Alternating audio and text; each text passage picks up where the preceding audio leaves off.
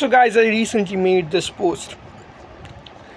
So of course Iran has an average IQ of 80, and these were the people considered the Eastern Aryans by the who, and that goes on to tell you how important epigenetics, nutrition and environment are. So of late, Tales made a post about how black people have lower IQ, because and that race is a bigger factor in IQ than gender. And he calls out rehab room for it. But rehab, you are so dishonest. You say that men and women have different IQs, but you don't say that ethnicities show an even larger difference, bro. That is so dishonest. Tails, I'm sorry, man, but you are not at the correct position to say this shit. The stuff that you believe in, it makes no sense when you say all of this kind of you can't make these assumptions. There's no master race with higher IQ. There just isn't. Guys, let me just emphasize what kind of quality of life Iran has. Iran has a quality of life comparable to Russia or Poland. Not great, not anything like the actual West, like in Germany or the Anglosphere or France.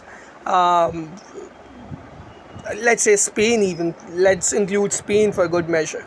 So they don't have that kind of nutrition. They don't have that kind of environment where they can grow up and their IQ would develop to where it's supposed to develop. It's not genetic, and it's not because they're less white. Of course, there's some people who are gonna say, but bro, the Iranians mixed with the non-Aryans, and that is the reason they have a lower admixture, and that is why they have lower IQ. But well, I covered this in the post as well.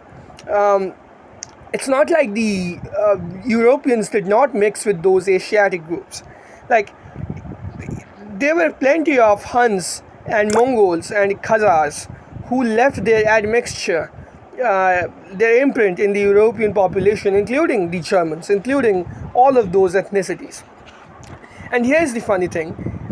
When you look at the National Socialist ideology, and including the mustache man himself, it's such an inconsistent ideology. It makes no sense that someone can genuinely base their worldview off it. So in 1933, a civil service law, the law for the restoration of professional civil service, was passed that limited certain rights to those Germans classified as Aryans. Defining Aryan for purposes of this law, Nazi official, alright, I said that word, now this video is gonna get nuked. So just so it reaches more people, download this video on your on your device, on your iPhone, and then go into it and use your Bluetooth earphones from Apple. So I'm just doing some product placement. When I mention products in my video, it gets about 40 views or 20, 30 views, something like that, instead of the usual 8 or 9 views. So I said the word, so I said the bigger N word. So now this video is probably gonna get nuked, so I must place some products here and there, so that this video gets to its target audience. The Western European Aryans, that is German, Roman, Greeks, Welsh, Slav, and this Tales is not going to like this one. Let's Celt and Albanese. The Eastern Asiatic Aryans, that is the Indian, he's talking about the Brahmins, the Iranian, Persian, Afghan, Armenian, Georgian, Kurd. Here's the funny thing. There is no scientific consensus that would tell you that Georgians are even remotely related to the Indo-European language family. The Georgian language is not even remotely related. It's a language isolate, right? It might show some similarities in pronunciation and accent with neighboring Indo-European languages, but it's from a completely different language family altogether. It's the Kartvelian language family. So it simply doesn't make sense. It's just so far away from modern scientific consensus. It astounds me that someone from the 21st century can base their worldview off this. And Tales loves to talk about what those Slavic people did to German women, and of course there are no winners in a war like that.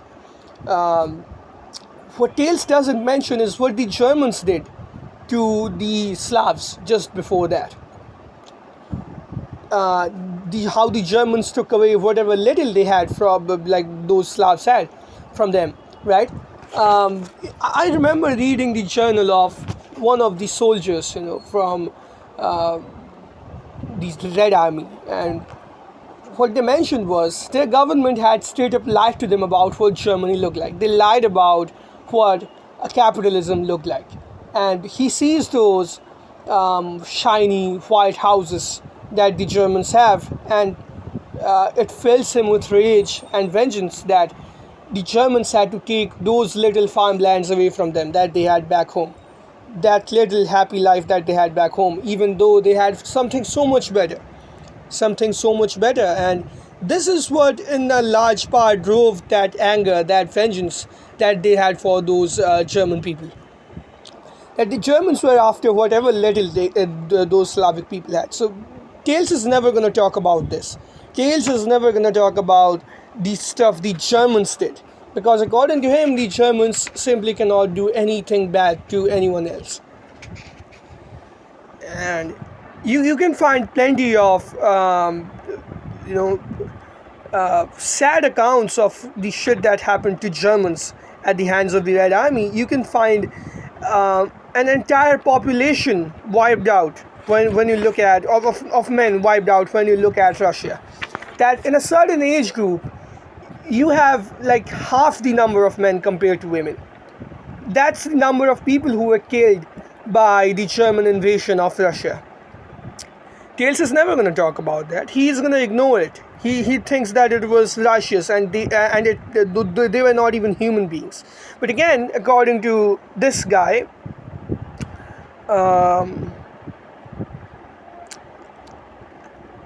Albert Gorter, those people were Aryans, right? The Slavs were Aryans. So this is a remarkably inconsistent ideology.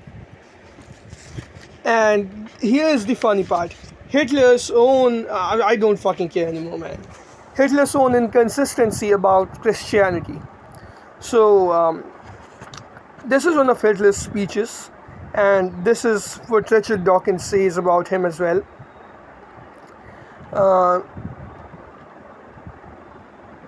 This brood of vipers, and the same phrase was used by Hitler in a remarkable speech of 1922, in which he several times repeated that he was a Christian. So here's what he said. My feeling as a Christian points to me, my Lord and Savior as a fighter. It points to me, the man who, once in loneliness, surrounded by few followers, recognized the Jews for what they were, and summoned men to fight against them, and who God's truth was greatest, not as a sufferer, but as a fighter. He is talking about a brown man right here who supposedly brought enlightenment to the white people. And every single study on this would tell you that Jesus was a brown person. In Boundless Love as a Christian and as a man, I read through the passage which tells us how Lord at last rose in his might and seized the scourge to drive out of the temple the brood of vipers and adders. Well, let's leave it right there. So Dawkins further mentions quotations like those have been balanced by others from his table talk, in which Hitler expressed virulently anti-Christian views, as recorded by his secretary. The following all date from 1941. The heaviest blow that ever struck humanity was the coming of Christianity. Bolshevism is Christianity's illegitimate child. Both are inventions of the Jew. The deliberate lie in the matter of religion was introduced into the world by Christianity. The reason why the ancient world was so pure, light and serene was that it knew nothing of the two great scourges, the pox and Christianity. When all is said, we have no reason to wish that the Italians and the Spaniards should free themselves from the drug of Christianity. Let's be the only people who are immunized against this disease. Now, this is the funny part. In one speech, he says, the Lord, the Christ was a fighter, and he shows He lied. And in the other, in his own personal table talk, he is like, oh, bro, this is like the scourge of humanity. This is an invention of the Jew. This is on the same level as smallpox.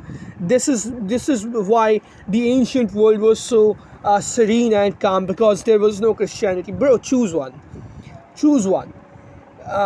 This is the kind of person that people like Tales, 21st century educated first world people like Tales, base their worldview up. Inconsistent person with not a single thought process, or just a deliberate liar, trying to sway people towards himself with whatever he could.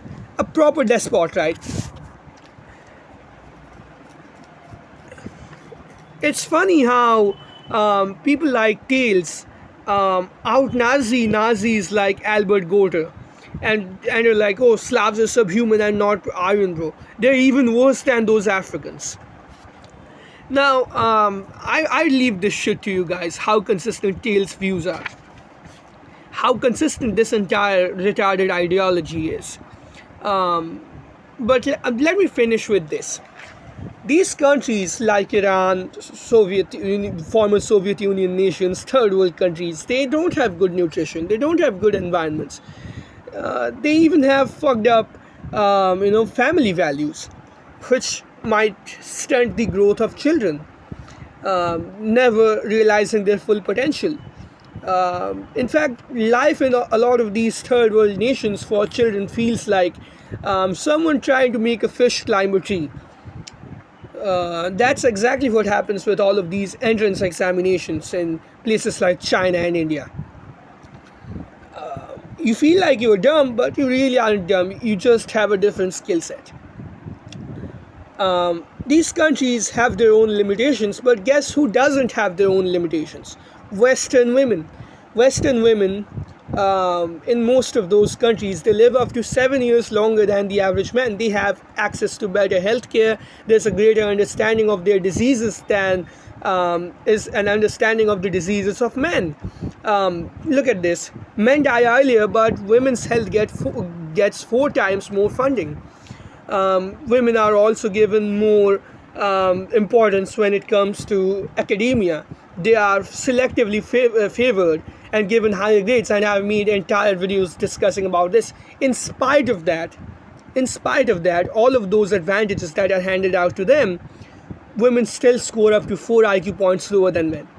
There's a difference between that and the difference in IQ between some poor nation and some rich nation, right? That is the reason you have a difference in IQ between ethnics and those quote-unquote white people.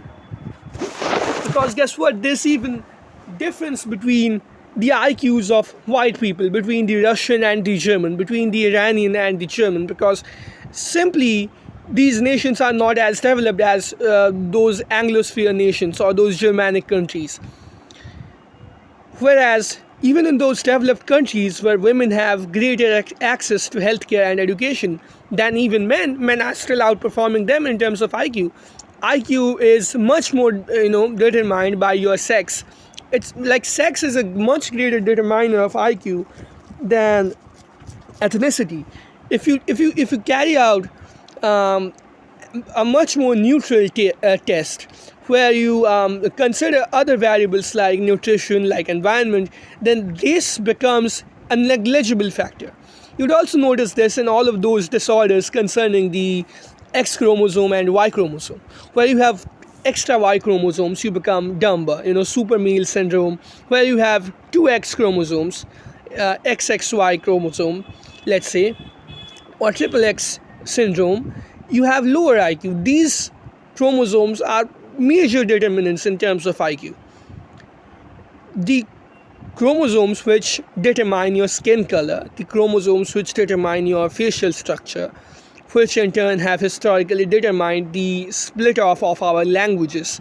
That is the reason we have so many languages, right? They do not cause differences in IQ. X and Y chromosomes do. So I'll see you guys in the next one. And man, please, if you are a Slavic person, if you are an African person, like, don't take all of this shit that you hear from people like tales to heart. You are your own person, and don't be defined by a statistic.